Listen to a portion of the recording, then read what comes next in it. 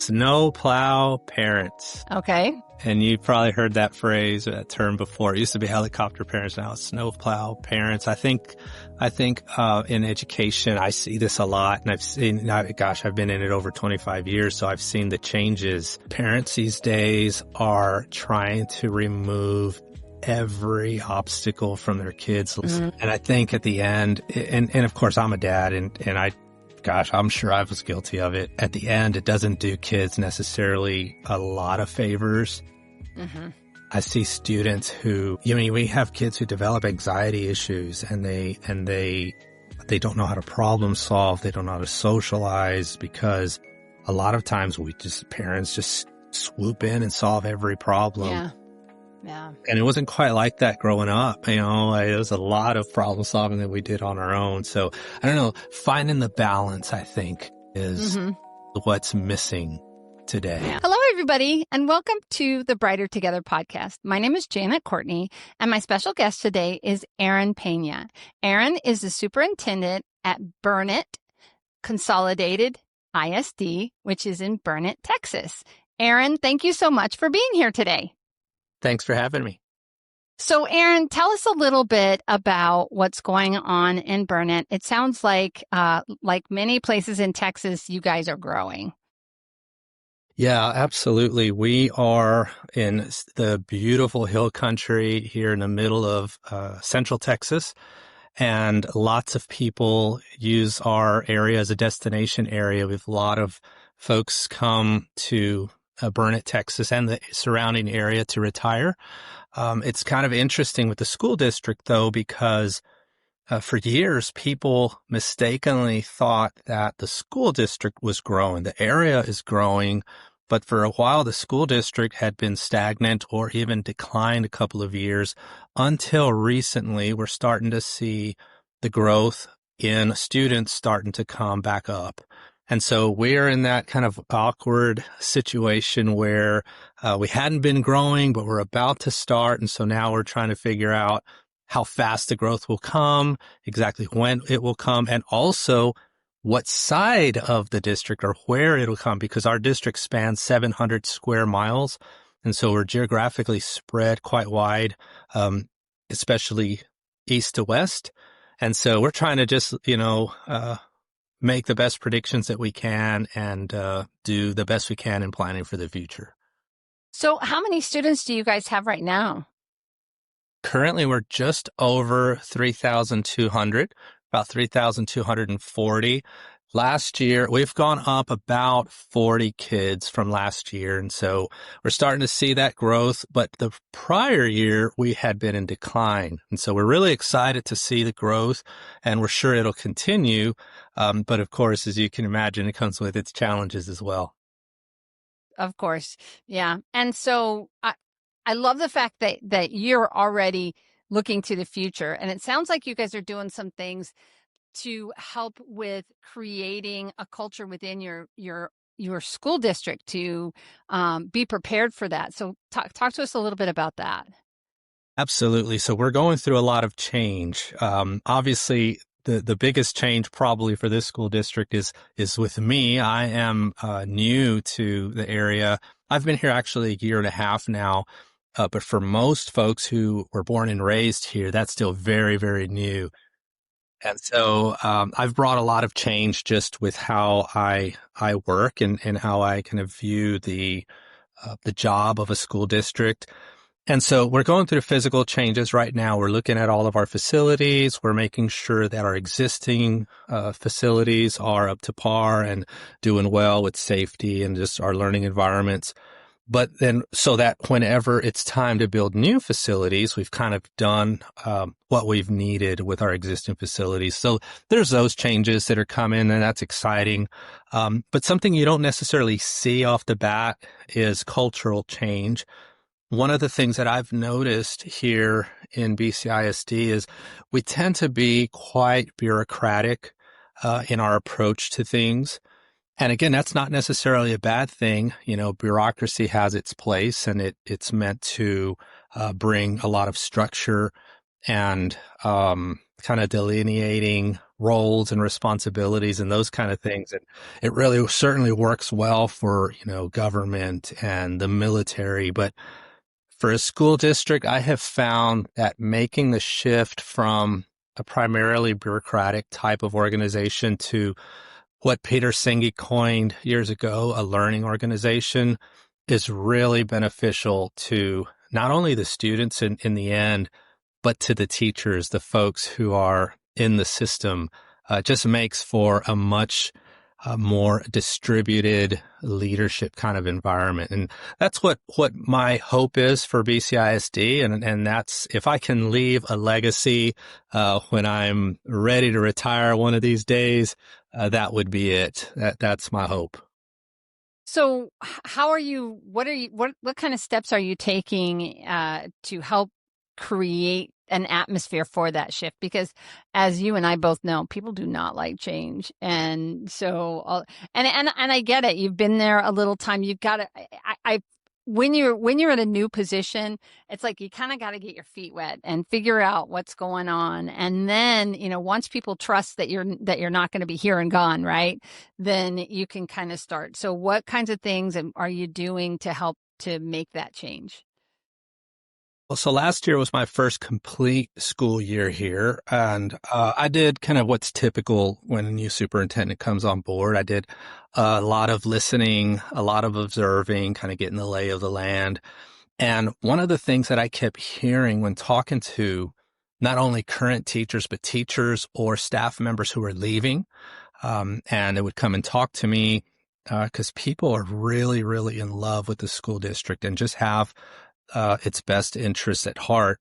And so I would talk to folks, and one of the things that I kept hearing were phrases like, if you say too much, you make it a target on your back, or, things like that. It just had me really kind of wondering what's going on.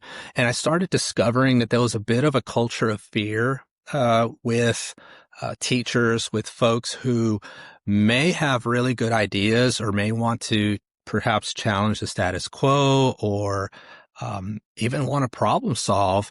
They would tend to kind of sit back and stay quiet because that just wasn't the culture.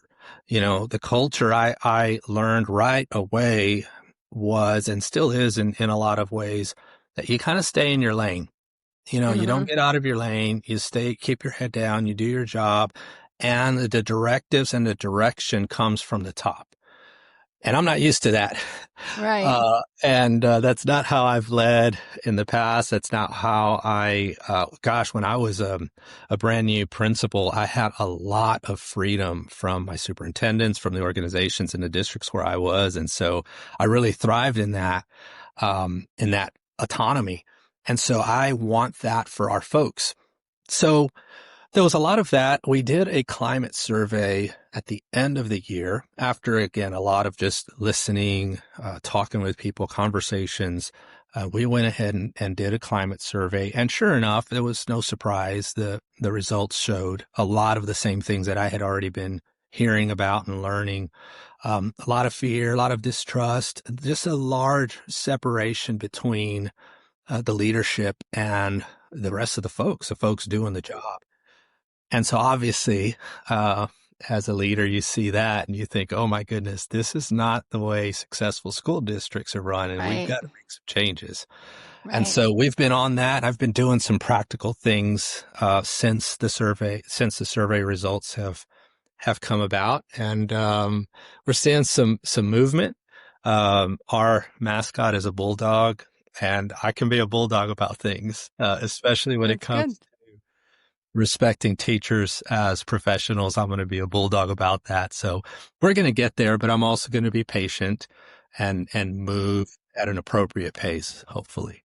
Yeah. Yeah. And you, uh, what is the word I want to say? You reward that, right? Reward those people instead of feeling, when you have those brave ones that are willing to step out, you give them the opportunity and then they do step out. It's like, yay, right? Celebrate those wins as they Yes, come. Yeah. we should. And I can do that as a superintendent, but I'm only one person. And I've discovered very quickly that it's the system that needs to almost have that attitude, if a system can have an attitude, but the people I within the get it. system need to have that attitude of celebrating people who want to speak up. They have ideas. They want to share. They want to join in the tackling problems and coming up with ideas. And it hasn't always been celebrated, but we're getting there. And I'm doing some practical things that I can talk about if you want. Yeah, absolutely. I'd love to hear about it. Absolutely. So one of the things that came back from the survey was that people would like for us, the leadership, to take a look at just the red tape, things that kind of bog people down. Certain things take longer than perhaps maybe they should. And of course, when you're new to a system, when you're new to a district, you can't help but see those things Right. everywhere, right? You're like, oh man, why do we do this particular Right. thing this way? And it could be more efficient this other way. And so I was trying to make some change, but I discovered quickly that, it can't just be me. Again, I've got to teach the people within the system if this is going to be true cultural change and not just Aaron Peña is just, mandating all this stuff and we'll see how long it lasts. If it's going to be a true systemic change, it's got to be everybody doing it. So I gave out an assignment to my leadership team, my cabinet, that by the following month, this was at the beginning of the year, the following month, I want everybody to bring at least one example of some kind of a bureaucratic red tape type of thing that we have improved. That for the end user, it's going to make their life a little better. And usually the end user is either the teachers or the kids. Right. Right. That was very weird, I'm sure, for the folks here. Not weird for me, because that's just kind of how I'm always thinking that way. Although, the thing that I noticed in that little exercise is the folks who are the most uncomfortable were the folks who had been here for a little bit. It's like I hired a couple of new people onto the leadership team throughout last year, and it was not an issue for them. I mean, they had a list of things like, oh my, Right. we're doing this and we're doing this, and which was really neat. And so again, it was just encouraging the other folks, the folks who had been here. And I was talking to one of my leadership team members, and she was kind of struggling, kind of like what to come up with. And again, I mean, she's great. She just needed some encouragement because I reminded her of when she first arrived to the district, that lens that she had and seeing the things that just are slow. And so she got it and came up with, several things that we could adjust quickly and just make things better for people. So that was one exercise. The next exercise that I have going on now that I gave an assignment to all of the instructional leadership team, from the cabinet down to all the principals and the coordinators and those folks. They have to come ready to discuss by our next meeting, which is coming up, actually, something that is going to make us more effective or efficient that has bubbled up from teachers. So in other words, again, the distributive leadership, an idea or something that's come up from the teachers up, and then they have then taken we're doing something with it, with that idea.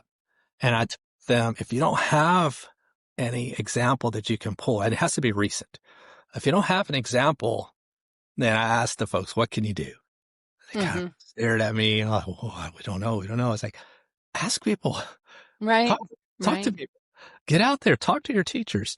And so I'm excited to see what comes up. And I intend for those exercises to be a little bit uncomfortable, because changing a culture, I think you might have mentioned earlier, moving people's cheese, right? Right.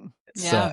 It's not always the most comfortable exercise, but it's worth it in the end. So I don't mind if my folks feel a little uncomfortable. The leadership, we should be stretched. We should be challenged. And so I'm trying to do that. And then the last practical thing, not the last, but another practical thing that we're doing is, I'll send a newsletter out to parents and staff, but then, I send one out to teachers. It kind of goes along with it every month. And I'm just touching on this topic, different angles of this, moving from a culture of compliance, right? Everybody does what they're told, top down, directives, towards a commitment type of culture where, man, everybody is in this to change kids' lives, to better kids' lives, and we're willing to give it all that it takes, and we're creative and we're innovative. So I'm explaining that stuff, but then I give them a link to just fill out a form and just give any questions that they have. They come straight to me. Any questions, any ideas, any ways we can be better. The first month, which was just this past couple of months ago this year, I just got 3. Oh, I was so disappointed, like, oh, but again, that's our culture. People don't right. ask questions. And so this, but again, we answered questions. We actually, one team, our pre-K team asked a really good question. We had an additional, middle and end of year assessment that was on top of their already beginning, middle and end of year assessment. And with pre-K, they're all like one-on-one assessments. They take Forever. Yeah. Pre-K, Exactly. why are we doing this? This is extra. We need instructional time. So that was perfect. Oh, I can use this one. And so we've gone through and they're meeting and they're discussing on how to streamline some things. And so I think people are going to be encouraged that you're not going to get in trouble for one. Mm-hmm. Superintendent is not going to let you get in trouble if you're asking questions, if you're coming up with ideas. And then we're just encouraging people to be thinkers and to be strategists, to be problem solvers along with the leadership. It's not just us who have the titles, who can think of all the things that are going to be good for the district. Occupational therapy shouldn't be one more thing on your plate. It should be a solution. Lighthouse Therapy offers school-based occupational therapy services that actually work for you and your staff. Our OTs have an average of 16 years of experience in schools, and they support everything from handwriting to fine motor to sensory integration. And you can choose from 3 different service models, whether it be virtual, hybrid, or in person. It's OT that fits your workflow without the chaos. Visit lighthouse-therapy.com/brighter together to learn more. And it's freeing, it really is freeing when you give people the opportunity to talk about the things without fear of reprisal, because that's kind of what you're talking about. Is just like, I remember when I was with a company, and I think I've mentioned this on the show before, I was, and the school had changed the minutes on the IEP and I didn't know it. And I should have known. I should have checked it, but I didn't. And the quarter came and it was time for progress reports. And I went back and I was filling out my stuff and I noticed that the minutes had changed and I had been delivering 45 minutes and it was 30 minutes. And I'd done it for probably 6-8 weeks, so I had way over delivered.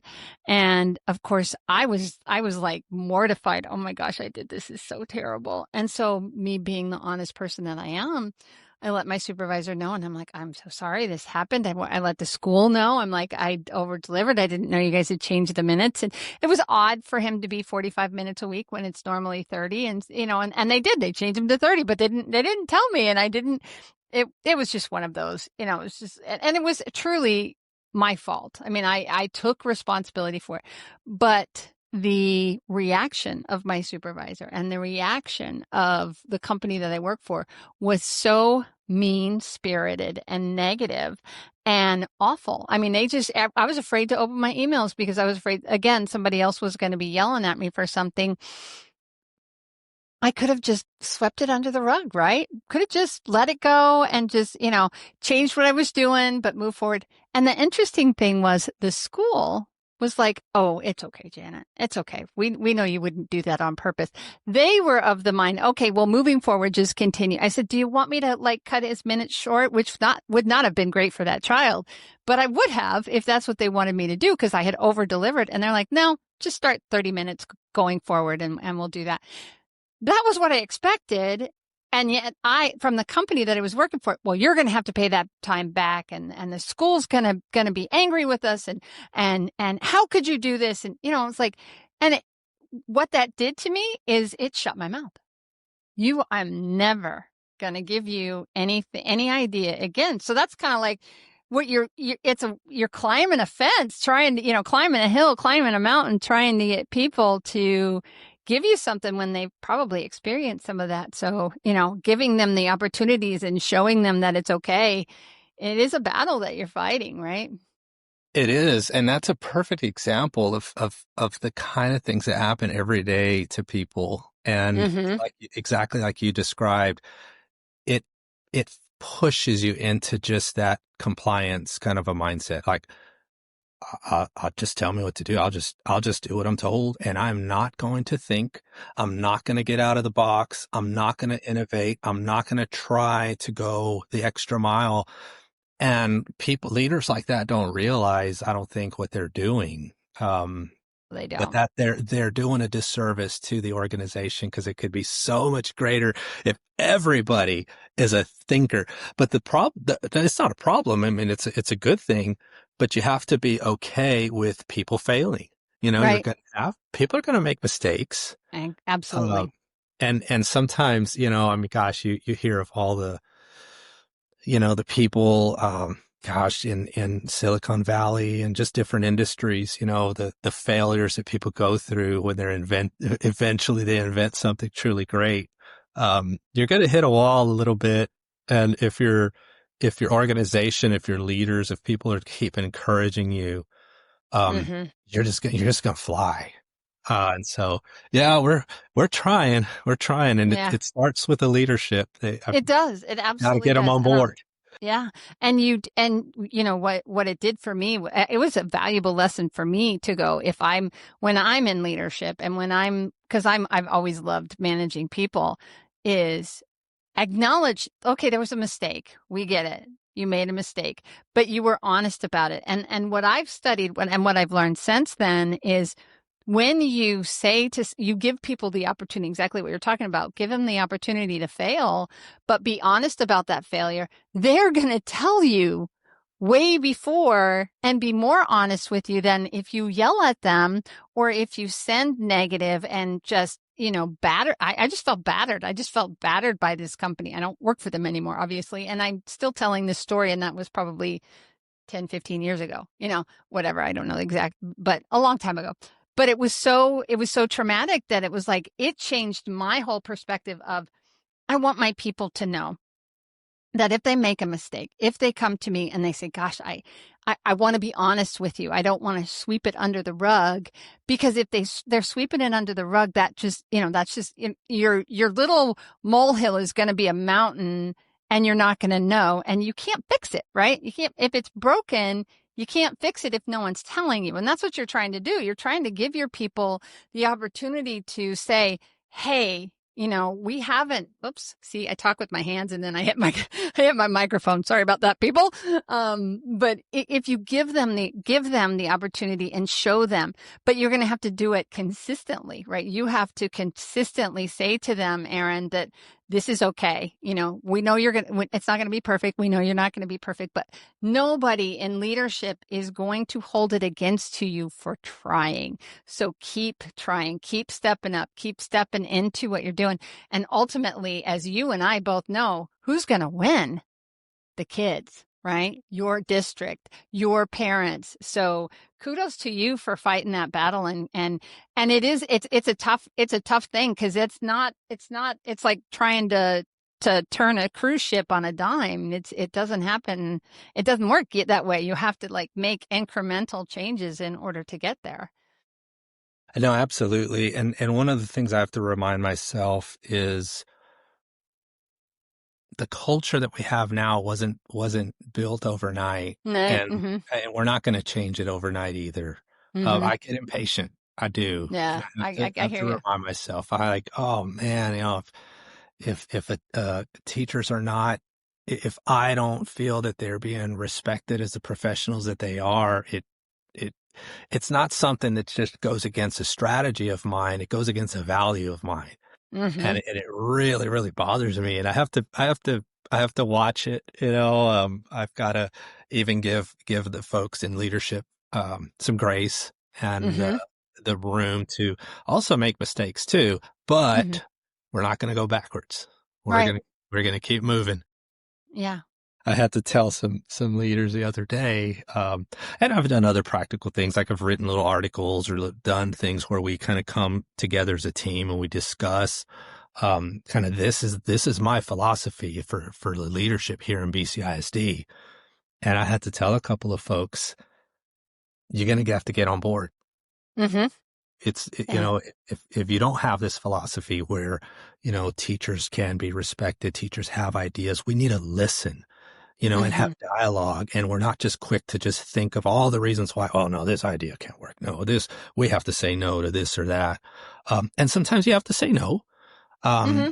You can always have dialogue and be open. And it teaches the folks who bring forth an idea, even if it's not the best idea, maybe just that communication, you can teach them to formulate even better ones next time into the future. But when my leadership team is directly counter to that, uh, I'm not going to make it comfortable for them. You've got to make it uncomfortable for them. Yeah. Yeah. And Yeah. I'll tell you, I have, I'm a Christian, as I think you know. James 1:19 is, and it's like the thing that I like have been for the last year and a half trying to like get into my psyche all the time is be quick to listen, slow to speak, Okay. and slow to become angry, right? Yeah. Because it's so easy to fly off the handle and be mad, but when you take this step back and you listen and you give people the opportunity to speak, and I'll tell you, 4 seconds, that's all it takes. 4 seconds before this is speech therapist in me coming out. If you can close your mouth for 4 seconds, somebody's going to get uncomfortable and talk because nobody likes that silence. And it only takes 4 seconds for a conversation to get uncomfortable when there's silence. And it is an amazing strategy to just zip it and give them an opportunity. Plus, I love the fact that you are doing this podcast. You are here being very transparent with your desire to allow your team to be successful, and you want this change for them, and you want this for Burnet. You want it for your community. You want it for your teachers. And this is you being as transparent as you can be, because this is public. We're gonna put this out there. It's gonna be a couple of months. It is October 1st right now, but by December, this is going to be out there, and you're going to have an opportunity. They're going to see it. You're putting your money where your mouth is. You're talking about the things. Teachers in Burnet, your superintendent cares about you. And how great is it that he is willing to fight this battle for you in a way that is going to make it better for you and for your students and for your parents and for your community. So keep up the battle, Aaron. It is a battle that you're going to win. I know you're going to win. So keep it up. Thank you. I sure Yeah. will. So one last question. I don't always, but I try to ask this question. And if you could, now you can't say money, and I know you can't change the culture, so we're not going to talk about the culture, but if there was one other thing in your world that you could just miraculously fix and never have to worry about it again, what would that one thing be? Man. Okay. Snowplow parents. Okay. And you've probably heard that phrase or that term before. It used to be helicopter parents. Now it's snowplow parents. I think, in education, I see this a lot, and I've been in it over 25 years. So I've seen the changes. Parents these days are trying to remove every obstacle from their kids' lives. And I think at the end, and of course I'm a dad, gosh, I'm sure I was guilty of it. At the end, it doesn't do kids necessarily a lot of favors. Mm-hmm. I see students who, um, we have kids who develop anxiety issues, and they don't know how to problem solve. They don't know how to socialize, because a lot of times parents just swoop in and solve every problem. Yeah. Um, and it wasn't quite like that growing up. There was a lot of problem solving that we did on our own. So I don't know, finding the balance, I think, Mm-hmm. is what's missing today. Yeah. Yeah. You You can't can't fix it all. yeah, you can't have absentee parents, but but you also can't swoop in and just fix every little thing for little Johnny and little Susie.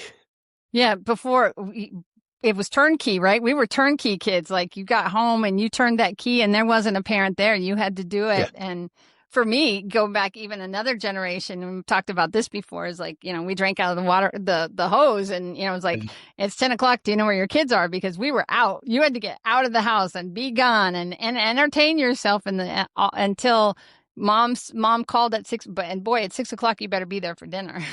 Be home when that street lamp turns Yeah. off. Oh, yeah. Yeah. There you Yeah, go. yeah, Oh my goodness. Yeah. Yeah. And it is. It feels like it's like we had the parents who were just trying to survive, and there still are parents that are trying to survive. But sure. then you've got the parents now who's like they don't want their kids to have any problems. It's fix them all, right? So I agree with you. It's a balancing act, and being a parent and figuring it out and doing it they don't come with a manual, do they? Oh, it's the toughest job. Yeah. Toughest job out there is being a parent for sure. Toughest, but one of the most rewarding too. It's worth Yes. it. It's Yes. worth it. Right. I was with my daughter this morning she called me. She gets migraines once in a while, and she had a doozy, and it wasn't getting any better. And I'd been over there she's 27, so she's not even a child, right? But she works for me. But I always say, this company and this job is because we're a family business. My kids are still my kids before they're my employees, right? I'm mom before I'm anything else. And so when they call me and they need me, everything else gets put aside because I'm mom first, right? And she'd been struggling with this migraine, and I thought she just had a flu bug or something. And we ended up in the ER this morning, and she got, an IV cocktail and all of that to help. It's not the first time that we've had to do that, but it gets to the point where that migraine is beyond what we can do at home, and beyond and it's all mechanical for her. It's not like it's just musculoskeletal and just anyway. So, this morning at 7 o'clock in the morning, throwing my clothes on, running out the door, my husband took her dogs and brought them to the house, and we went to the ER and got her. And and I had a podcast scheduled at noon, and I'm like, am I going to make it or am I not? Am I going to reschedule or am I not? You just have to be your parent first, right? You're a parent first, and you love your kids. And, so I try to let her do and, make choices. She's an adult. She doesn't need her mom, but she does need her mom. She doesn't need her mother. She needs her mom. So I totally get it. It's such a balancing act, and it doesn't matter what age they are. You're a mom, you're a dad, from the moment they're born until the moment that they leave this earth. And hopefully that's after you. I want my kids to be here long after I'm gone for sure. So, Yes, definitely. totally get it. Totally get it. Well, that went kind of farther than I wanted it to, but there you go. There it is. Transparency here. But yeah, I love the fact that you care, that you want what's best for your students. And it's evident, Aaron, that you care about your district, you care about what's going on there, and you care about change. And that's a great thing. And, the kids, and like I said before, the kids and the teachers are gonna win because you're fighting that battle right now. So keep it up. Keep it up. Thank you. And thank you for being on Brighter Together, because, it's been a great conversation, and we truly are brighter together, aren't we? Yes, absolutely. And it was my pleasure. Thank you.